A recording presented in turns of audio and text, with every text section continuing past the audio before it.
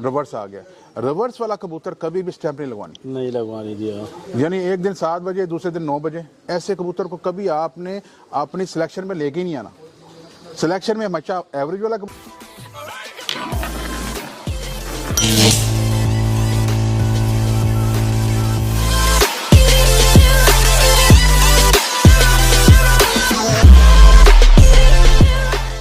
आप सुनाए कैसे हैं आरिफ भाई? अल्हम्दुलिल्लाह ठीक ठाक खैरियत से। सर जी सवाल तो बहुत हैं, लेकिन कुछ लोगों के सवाल होते हैं जो अच्छे लगते हैं तो उन पे आते हैं। नहीं ज़रूरी है, ठीक है ना, तो ताकि लोगों को फ़ायदा हो, हमारे शौकीनों को। सही है जो उड़ा रहे हैं, ठीक है, उनके समझ में नहीं आ रहा है क्या कर रहे हैं, तो उनके लिए ये वीडियो है जी। और सीखने के लिए बहुत अच्छे, यानी उनको बहुत अच्छा एक मिलेगा ताकि सीख जाए अच्छे।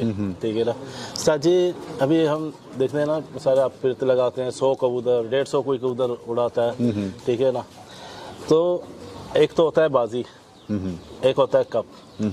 तो इसमें सिलेक्शन यानी सेलेक्ट कब करेंगे मिसाल कबूतरों को, कौन सा कबूतर हो, ठीक है ना, और पहले कबूतर या आखिरी कबूतर, एवरेज एक होता है, ठीक है ना, एक आखिरी कबूतर पे होता है, ठीक है ना, ये सेलेक्ट क्या करना है, मिसाल किस हिसाब से करना है कबूतर को, ताकि हमारे सीखने वाले, ताकि जो देख रहे हैं सीख जाएं कुछ, ताकि उनके लिए भी इजी हो जाए। सही है, ठीक है। और भाई ये बड़ा ही ज़बरदस्त किस्म का क्वेश्चन आपका, यानी ऐसा क्वेश्चन है जो मेरे ख्याल है कम लोग पूछते हैं और कम लोग इसके बारे में जानना चाहते हैं जी। सिर्फ वही लोग इसके बारे में जानना चाहते हैं जो ऑलरेडी इस शौक के अंदर इन्वॉल्व हैं प्रैक्टिकली। जी जी। और इस सवाल का समझे कि ये निचोड़ है, कंक्लूजन है हर चीज़ का। जी जी। यानी आपने 2 महीने फड़कें लगाई, फड़कें लगाने के बाद आप कबूतर को तैयारी करके लेके आए, अब एंड पे क्या रह जाता है, कंक्लूजन, जिसको हम नतीजा बोलते हैं। अब नतीजे के टाइम पे आपको बड़ा ध्यान में केयरफुली चलना होता है, कैसे आपको मेंटली भी चलना है और फिजिकली भी चलना है। अब हमारे बहुत से दोस्त हैं, अब उसमें फिर 2 राय आ जाती है जी। हाँ, एक है मालिक, एक है जो छत पे टाइम दे रहा है। अब जब इतनी फड़के लगाता हुआ आपका बंदा नीचे बैठा है और वो लगाते लगाते इस लेवल पे पहुंच गया कि अब टाइम आ गया उनको स्टैंप लगाने का, तो जो मालिक होता है वो कहता है साइड पे हो जाओ, कबूतर मैं सेलेक्ट करूंगा। जी जी। वहीं सब कुछ खत्म हो जाता है। ये तो है जी, ये तो सबसे मेन पॉइंट है। जी जी। राइट उसी का है जिसने फड़कें लगाई हैं, जिसने डंडा मारा है, जिसको अपने कबूतर की उड़ान का पता है और उतार का पता है। जी जी। कि उसका कबूतर कौन से जोन में उड़ता है और कहाँ से उतार करता है, उसी का राइट है कि वो सिलेक्ट करे कबूतर को। ठीक है, एक तो ये बात होगी।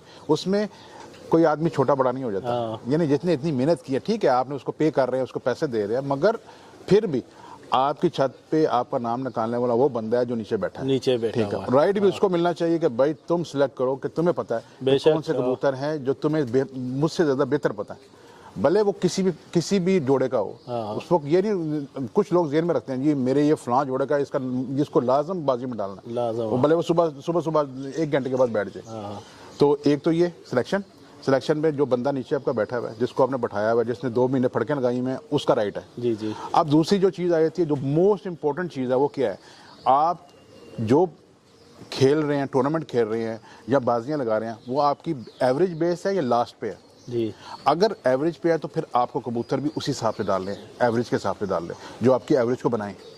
अगर लास्ट में है तो फिर आपको लास्ट वाले कबूतरों का चुनाव करना पड़ेगा, जो फिर आपको कबूतर सारे वही लेने पड़ेंगे जो 4 से 6 बजे के बीच में बैठते हैं। 4 से 6 में वाले कबूतर कौन से लेंगे, जब आपने आखिरी के ऊपर फोकस करना है।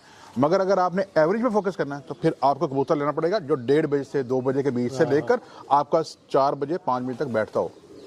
अब इसमें भी दो चीज़ें क्या कि आपने सेलेक्ट तो कर लिया, अब आपको नजर आ रहा है कि आपने कबूतर डालने थे 8, ठीक है, और सिलेक्शन में आ रहे हैं आपके पास 16। अब फिर आप थोड़ा डाउट में आ गए कि अब मैंने इसको क्या करना है, यानी अब मैं कैसे सिलेक्ट करूं। फिर आपका जो बंदा बैठा हुआ ना वो आपको बताएगा उस्ताद जी ये वो कबूतर है जो पिछली 10 फड़कों से 15 फड़कों से जब आता है तो 20 मिनट में सेट हो जाता है, 20-25 मिनट आधे घंटे में सेट हो जाता है। आपका फोकस वो कबूतर होना चाहिए जो अपनी बॉडी की रिकवरी फास्ट करता है। जो रिकवरी फास्ट करेगा उसका मैदा अच्छा चल रहा है, उसका हाजमा अच्छा चल रहा है, उसकी फिटनेस लेवल बाकियों से बहुत आगे है। तो अगर आपकी 5 दिन 7 दिन 9 दिन 11 दिन की आपकी एवरेज उड़ रही है तो उसमें ऐसे ही कबूतर काम करते हैं जो आपको नीचे आके फटीक कम दें, आपको प्रेशर कम दें, आप 20-25 मिनट आधे घंटे में कबूतर रिकवर करें और अगले दिन के लिए जिस दिन वो रेस्ट दे उससे पहले वो कबूतर रेडी हो चुका हो। ठीक है, एक तो ये हो गया। ठीक है। और दूसरी बात यह है कि कभी भी अपने कबूतरों की सिलेक्शन ऐसा ना करें कि जो कबूतर आपको 1 या 2 दफ़ा 7 बजे की प्रवास दी है, उसके बाद एकदम कबूतर रिवर्स आ गया। रिवर्स वाला कबूतर कभी भी स्टैंप नहीं लगवानी दिया।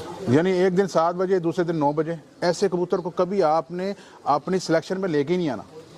सिलेक्शन में हमेशा एवरेज वाला कबूतर, फास्ट रिकवरी वाला कबूतर, और उसमें फिर जब अगर सपोज ऐसा भी हो जाता है कि आपकी एवरेज भी लगी और आखिरी भी लगा हुआ है, फिर सिलेक्शन क्या होनी चाहिए, फिर आपका तकरीबन 80% फोकस होना चाहिए एवरेज के ऊपर, जी जी, 20% फोकस होना चाहिए आखिरी पे। आखिरी में आप अगर सपोज 8 कबूतर हैं तो 8 कबूतर में से 2 कबूतर आप वो डाल सकते हैं जो 5 बजे वाले हैं, जी जी, 5 साढ़े 5 बजे वाले हैं, ठीक है। बाकी कबूतर आप वही डालें 4 बजे वाले, 3 बजे वाले। क्यों?